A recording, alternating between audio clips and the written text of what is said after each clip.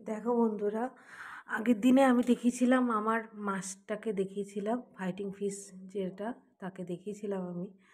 তো আমার বড্ড খুব মন খারাপ লাগছিল। তো আমার বরেরও খুব মন খারাপ লাগছিল মাছটাকে দেখে, যে এইটুকুনি একটা বোলের মধ্যে আছে, তো চলাফেরা করতে ওর কষ্ট হচ্ছে হয়তো।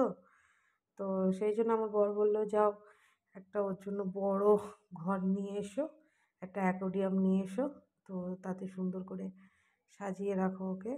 তো সেই জন্য দেখো আমি একটা 1 ফুটের একটা অ্যাকোরিয়াম নিয়ে এসেছি বড় করে।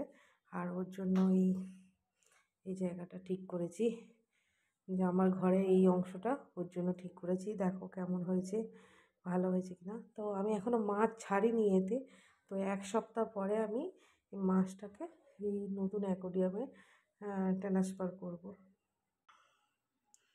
দেখো বন্ধুরা, আমি চলে এসেছি আমি আমার সেই ছোট্ট ফাইটিং ফিশটাকে নিয়ে। তো এই বলে ভিতরে থাকতে না জানি ওর কত কষ্ট হচ্ছে, সেই জন্য ওর জন্য একটা বড় ঘর এনেছি। তো ঘরটা কেমন হয়েছে জানিও। জানি ওটা একটা ছোট হচ্ছে অ্যাকোরিয়াম, তো কিন্তু বোলের থেকে তো বড়, তাই জন্য। দেখো কি সুন্দর মুখ দেখাচ্ছে, দেখো তুমি মাছটা কি সুন্দর দেখাচ্ছে, ভালো লাগলে জানিও।